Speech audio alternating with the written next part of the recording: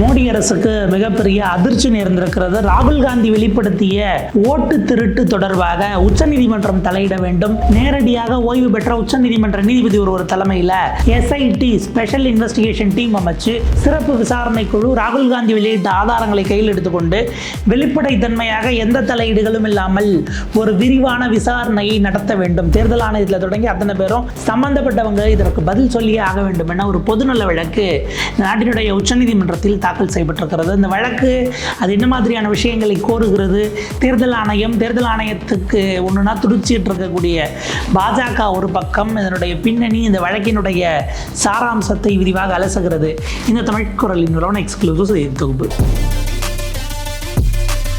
லைவ்ல ரிப்போர்ட் ஆகிருக்கக்கூடிய ஒரு செய்தியை பார்க்குறோம். PIL in supreme court seeks SIT enquiry into ராகுல் Gandhi's allegations of electoral roll manipulation in Bengaluru central அப்படிங்கிற செய்தியை பார்க்குறோம். ஒரு பொதுநல வழக்கு தாக்கல் செய்யப்பட்டிருக்கிறது. ராகுல் காந்தி பெங்களூரு சென்ட்ரல் என்கிற ஒரு MP தொகுதி எடுத்துக்கொண்டு அங்கே மட்டும் ஏறத்தாழ 1,250,000 போலி வாக்காளர்கள் அது பல விதத்தில் சேர்த்திருக்கிறாங்க, 4 விதமாக சேர்த்திருக்கிறார்கள் அப்படின்னு அவர் வெளியிட்ட ஆவணங்கள் தொடர்பாக விசாரிக்க வேண்டும். பெங்களூர் சென்ட்ரல்லையே மகாதேவ்புரா என்கிற ஒரு கான்ஸ்டுவன்சி அதை தான் குறி வச்சு ராகுல் காந்தி குறிப்பிட்டிருக்கிறார்.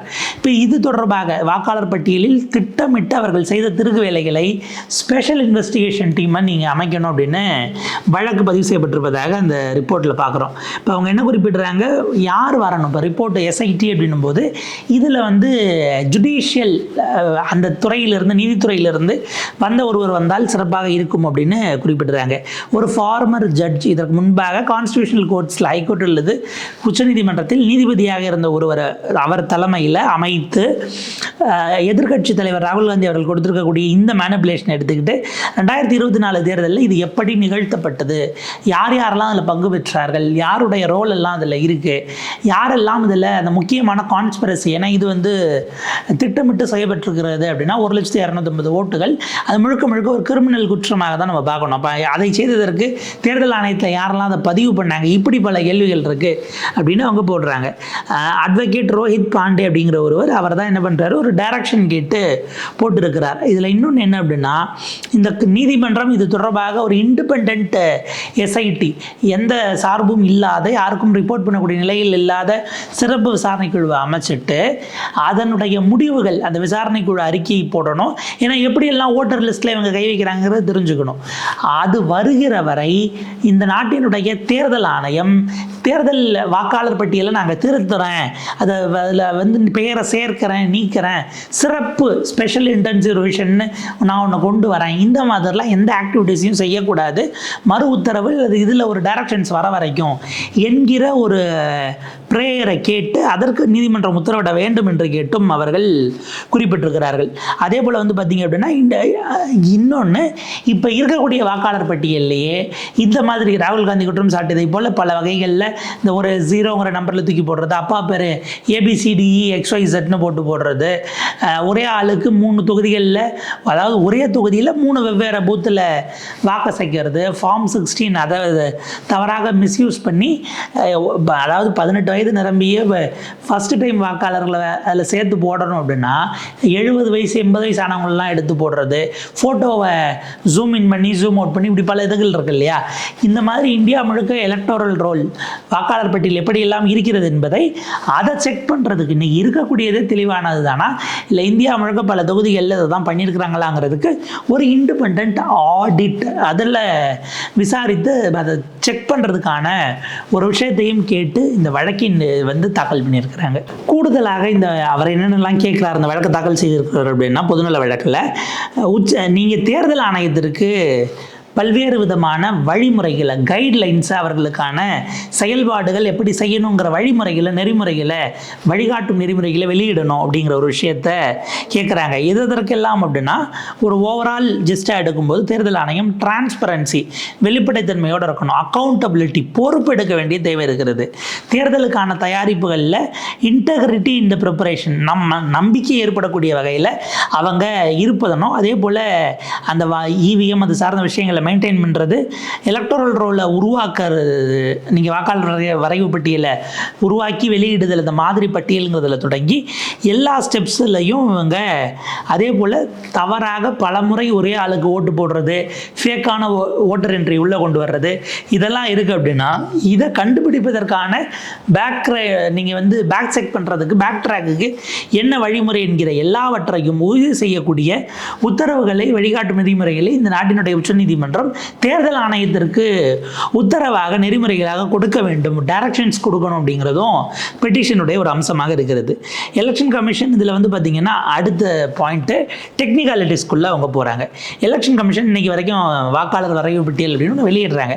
வெளியிட்டால் அது மெஷின் ரீடபிள் ஃபார்மேட்டில் இன்றைக்கி வரைக்கும் இருந்ததில்லை. நீங்கள் மிஷின் ரீடபிள் ஃபார்மேட்டில் கொடுத்தீங்க அப்படின்னா சிஸ்டமில் போட்டே உங்களால் மேட்ச் பண்ணி அதை எடுத்துட முடியும். இதை யாரும் செய்துவிடக்கூடாது என்பதற்காக தேர்தல் ஆணையம் பிடிஎஃபாக ரெடி பண்ணிவிட்டு அதை பிரிண்ட் எடுத்ததை ஸ்கேன் பண்ணி அப்படின்னா அது இமேஜாக வந்துடும்.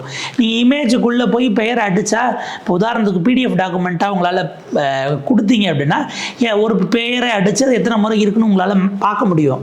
அதை மட்டும் தனியாக ஃபில்டர் பண்ண முடியும். ஃபில்டர் பண்ணிவிட்டு அந்த 4 பேரும் ஒரே ஆள் தானா, ஒரே ஃபோட்டோவா, இதெல்லாம் நம்ம பார்த்து செக் பண்ணிடலாம். சிஸ்டமில் உங்களால் வச்சு அதை வந்து குறைந்த நேரத்திலேயே கண்டுபிடிக்க முடியுங்கிற ஒரு பாயிண்ட் இருக்குது. இதை செய்துவிடக்கூடாது என்பதற்காக தான் தேர்தல் ஆணையம் இமேஜாக அதை வந்து பிரிண்ட் அவுட் எடுத்து ஸ்கேன் பண்ணி ஏற்றுறாங்கிற பாயிண்ட் இருக்குது. இதை வந்து அதற்கான உத்தரவுகளை நீங்கள் இடணும். ஏனென்றால் வெரிஃபிகேஷன், ஆடிட்டு இதை செய்யணும் அப்படின்னா இப்போ ஒன்றும் இல்லைங்க, தேர்தல் ஆணையத்து இந்த மனுவை ஏற்றுக்கொண்டு உச்சநீதிமன்றம் உத்தரவிடுதுன்னு வச்சுக்கோங்களேன். நீங்கள் வந்து இண்டிபெண்ட் ஆடிட், எந்த சார்பும் இல்லாத ஒரு தனிப்பட்ட சுதந்திரமான நிறுவனத்தை விசாரணை குழு அமைச்சு, இப்போ உதாரணத்துக்கு சென்னையில் ஒரு தொகுதி எடுக்கிறோம், வட சென்னை அல்லது தென் சென்னை, சென்னை மத்திய சென்னை அப்படின்னு நமக்கு இங்கே 3 தொகுதி இருக்குது. தென் சென்னையை நாங்கள் எடுத்து அவங்க இப்போ ரோலை பார்க்குறாங்கன்னா அந்த விசாரணை அமைப்புக்கே என்ன போகும் அப்படின்னா, ராகுல் காந்தி காட்டினார் இல்லையா, 7 அடி உயரத்துக்கு 3 இதில் அடுக்கி வச்சு இவ்வளோ டாக்குமெண்ட்டை பிரிண்ட் எடுத்து அவங்க உட்காந்து மேனுவலாக தான் பார்க்கணும்.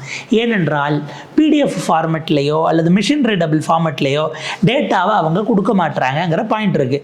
அப்போ விசாரணை அமைப்பே வந்தாலும் பிரிண்ட் அவுட் கொடுத்த இப்போ ராகுல் காந்தி இதை கண்டுபிடிக்கிறதுக்கே எங்களுக்கு கிட்டத்தட்ட 6 மாதங்கள் வரை ஆச்சு. ஒரு சட்டமன்ற தொகுதி, எம்பி தொகுதிக்கு உள்ளே இருக்க ஒரு சட்டமன்ற தொகுதியை கண்டுபிடிக்கவே இவ்வளவு 21 அடி உயர டாக்குமெண்ட் எடுத்து நாங்கள் மேனுவலாக வெரிஃபை பண்ண வேண்டியிருக்குன்னார் இல்லையா.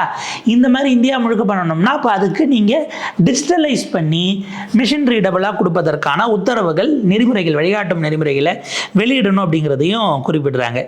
அவங்க இதை கோட் பண்ணுறாங்க. இந்தியாவினுடைய எதிர்க்கட்சி தலைவராக இருக்கக்கூடிய ராகுல் காந்தி அவர்கள் இதை வந்து ஒரு இஷ்யூவாகவே ப்ரெஸ் மீட் வச்சு ஆகஸ்ட் 7 ரைஸ் பண்ணியிருக்கிறாரு. அவர் இண்டிபெண்ட்டாக அதை வெரிஃபை பண்ணியிருக்கிறார் அப்படின்னும் போது பிரைமா ஃபேசி இதில் இருக்கிறது, போதுமான அளவுக்கு விசாரணைக்கான முகாந்திரம் இருக்கிறது அப்படிங்கிறத குறிப்பிடுறாரு.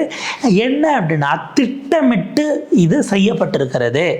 எதற்கு? தேர்தலினுடைய, அதாவது சட்ட ரீதியாக செல்லத்தக்க வாக்குகள் இல்லாமல் சட்டவிரோதமாக வாக்காளர்களை உள்ளே சேர்ப்பது அப்படிங்கிறத கூட்டமாக இன்னைக்கு இருக்கக்கூடிய அமைப்பு முறையை செய்திருக்கிறது அப்படிங்கிற ஒரு பாயிண்ட்டாக இப்போ குறிப்பிட்டார். உடனடியாக உச்சநீதிமன்றம் பொதுமக்களினுடைய நலன் கருதி மிகப்பெரிய அளவுக்கான மக்கள் பிரச்சனையாக இது இருக்கிறது என்கிற காரணத்தினால் மக்கள் நலனை கருத்தில் கொண்டு நீதிமன்றம் தலையிட்டு இதில் உரிய உத்தரவுகளை பிறப்பிக்க வேண்டும் அப்படிங்கிறத எழுப்புறாங்க.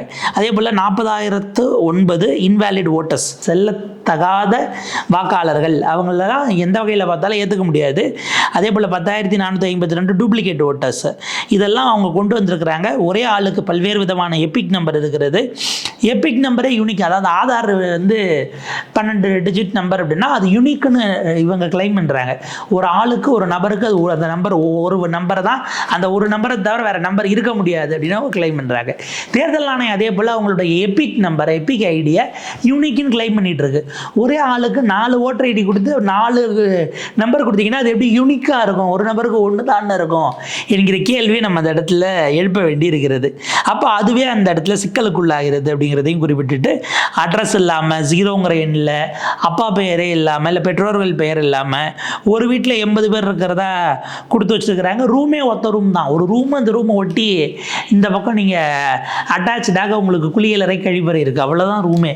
அதில் 80 பேர் இருக்கிறதா போட்டிருக்காங்க. உள்ளே போய் பார்த்தா இருக்கிற 2 பேரும் இப்போ வேலை தேடி வெஸ்ட் பெங்கால்லேருந்து நாங்கள் வேலைக்கு வந்திருக்கோங்க, இந்த ரூமில் 2 பேரே கஷ்டப்பட்டு தாங்க நாங்கள் நெருக்கிக்கிட்டு இருக்கோம், 80 பேர்லாம் இருக்கிறதுக்கு வழி இல்லை அப்படின்னு அவங்க சொல்கிறாங்க. அந்த வீடுகளையே நேரில் போய் ஊடகங்கள் கள ஆய்வாகவே எடுத்து போட்டதெல்லாம் நம்ம பார்க்குறோம். அப்போ இப்படியான மேனிப்புலேஷன் அப்படிங்கிறது ஒட்டுமொத்தமாக இந்தியாவினுடைய அரசமைப்பு சட்டம் உறுதி செய்திருக்கக்கூடிய யுனிவர்சல் ஓட்டிங் அப்படிங்கிறது இருக்கு இல்லையா, அடல்ட் சஃப்ரேஜ் ஆர்டிகல் 326 கொடுத்துருக்கக்கூடிய ஒரு நபருக்கு 18 வயது நிரம்பியவர்களுக்கு, முன்னாடி இது 21 இருந்துச்சு, 18 வயது நிரம்பியவர்களுக்கான வாக்குரிமை அப்படிங்கிறது எல்லாருக்கும் வாக்கும் சமம், ஒருத்தருக்கு ஒரு வாக்கு தான் என்கிற அடிப்படை தத்துவத்தையே இது கேள்விக்குள்ளாக்குகிறது, கேலிக்குரியதாக மாற்றுகிறது அப்படிங்கிறத வச்சு அவங்க கிளைம் பண்ணுறாங்க.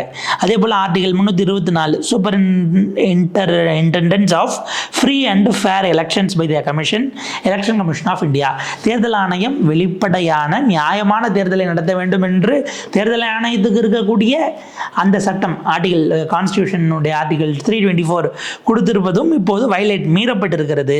அதே போல் எல்லோருக்கும் ஆர்டிகல் 14, 21 இந்த 4 ஆர்டிகல் ஃபண்டமெண்டல் ரைட்ஸும் வந்து பார்த்தீங்க அப்படின்னா பாதிக்கப்பட்டிருக்கிறது.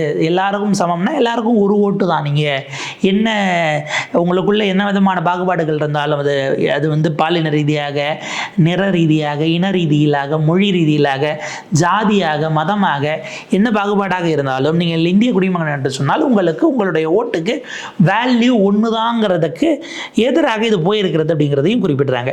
அதே போல் எஸ்டாப்ளிஷ்ட இந்த மாதிரியான டேம்பரிங் அப்படிங்கிறது தேர்தல் ஆணையத்தினுடைய வாக்காளர் பட்டியலை இவர்கள் மேனிபுலேட் பண்ணியிருக்காங்க, டேம்பர் பண்ணியிருக்காங்க என்று சொன்னால் 1 person 1 voteங்கிற அதுவும் ஆர்டிகல் 325, 326 இப்படியாக இந்த 6 ஆர்டிகளை கோட் பண்ணி 324, 325, 326 ப்ளஸ் ஆர்டிகல் 14, 21 2 ஃபண்டமெண்டல் ரைட்ஸ் அப்படின்னு எலெக்ஷன் கமிஷன் சம்பந்தப்பட்ட தேர்தல் சம்பந்தப்பட்ட 3 ஆர்டிக்கலும் 2 அரசமைப்பு சட்ட விதிகள் இதையும் கோட் பண்ணி அடிப்படை உரிமைகளுக்கு எதிராக இருக்கிறது என்று இந்த பெட்டிஷனை ஃபைல் பண்ணியிருக்கிறாங்க.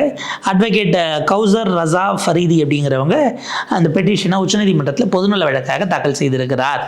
அவருடைய கட்சிக்காரரின் சார்பில் அப்படிங்கிறது தான் செய்தியாக மாறி இருக்கிறது. இப்போ இந்த விஷயம் பல இடங்களில் வெவ்வேறு விதமாக விஸ்வரூபம் எடுத்திருக்கிறது நம்ம பார்க்க வேண்டியிருக்கிறது. அரசியல் ரீதியிலாக இதை வந்து நகர்த்துவது அப்படின்னா 3 வார நாடாளுமன்ற முடக்கம் அப்படிங்கிறது, தேர்தல் ஆணையம் முற்றுகை அப்படிங்கிற போராட்டத்துக்கு போன போது கைது செய்யப்பட்டது, அது ஒரு பக்கம். சமூக ரீதியாக மக்களிடம் போவது அப்படிங்கிறது தான் இப்போ ஓட்டர் அதிகார யாத்திரா அப்படின்னு ராகுல் காந்தி பீகாரில் நடத்திக்கிட்டு இருக்கிறார். 5 மாநில முதலமைச்சர்கள், இந்தியா முழுக்க இருந்த எதிர்க்கட்சி தலைவர்கள் எல்லோரும் போய் பங்கு பெற போகிறார்கள். வீடு வீடாக போய் உங்களுடைய வாக்குகள் திருடப்பட்டிருக்கிறது அப்படிங்கிறத அவங்க முன்னெடுக்கிறாங்க. சட்ட ரீதியிலான பிரச்சனைகள் அப்படின்னும் போது இதில் மகாதேவ்புராவை மட்டும் கையில் எடுத்ததுங்கிறது உள்ளபடியே ஒரு நியாயமான அல்லது ஒரு சிறந்த ஸ்ட்ராட்டஜியாக நம்ம பார்க்க வேண்டியிருக்கிறது. தேர்தல் ஆணையம் ஏன்னா நீங்கள் இப்போ இதே போல் கிட்டத்தட்ட 48 தொகுதி அப்படின்னு ஒரு குற்றச்சாட்டு வைக்கிறாங்க பொலிட்டிக்கலி அப்படின்னா, அது ஆவணங்களை நீங்கள் திரட்டி தொகுத்து கொண்டு போகிறது, இந்த ஆவணங்களே நீங்கள் மேனுவலாக சரி பார்க்கணுன்னா உங்களுக்கு மாதக்கணக்கில் ஆகும். இவ்வளவு நீங்கள் அஃபிடவிட்டாக எலெக்ஷன் கமிஷனில் போடணும். எனவே அது சார்ந்த விஷயங்கள் இருக்குது அப்படின்னா அதை ஃபார்மேட்டாக கொண்டு போகிறதுங்கிறது அந்த ஒரு தொகுதி எவ்வளோ சுருக்குறீங்களோ அவ்வளவுக்கு அவ்வளோ உங்களுக்கு அது கோர்ட்டில் அது ஆர்குமெண்ட் அப்படிங்கிறத நாட்களை குறைப்பதற்கான வாய்ப்புகள் இருக்குது. ஸோ அந்த வகையில் லீஸ்ட்டு வச்சுக்கிட்டோம் சாம்பிள் சைஸ் அப்படின்னா வாத பிரதிவாதங்கள் அதை கொண்டு போய் குற்றச்சாட்டுகளை வைக்கிறதுங்கிறத கொண்டு போய் நீங்கள் அடுத்த கட்டத்துக்கு கொண்டு போய் அதற்கான தீர்வை பெறுவது இடத்துக்கு உங்களால் நகர்த்த முடியும். ஸோ அதன் வகையில் இப்போ இருக்குது அப்படின்னா இதில் யாரெல்லாம் மிடியேட் பண்ணும் கேவியேட் போட போகிறாங்க அப்படிங்கிறது இருக்குது. நான் எங்கள் கருத்தையும் கேட்கணும் இந்த வழக்கு வரும்போதுன்னு. அப்படி கட்சிகள் சேர்கிறார்களா, அது ஃபர்தராக எப்படி போகுது அப்படிங்கிறது சட்ட ரீதியிலான ஒரு நீண்ட விவாதமாக மாறப்போகிறது. அப்படி போச்சு அப்படின்னா அதனுடைய அப்டேட்ஸ் என்னங்கிறதோடு நம்ம தொடர்ந்து சந்திக்கலாம், உரையாடலாம். இணைந்திருங்கள் தமிழ் குரலோடு.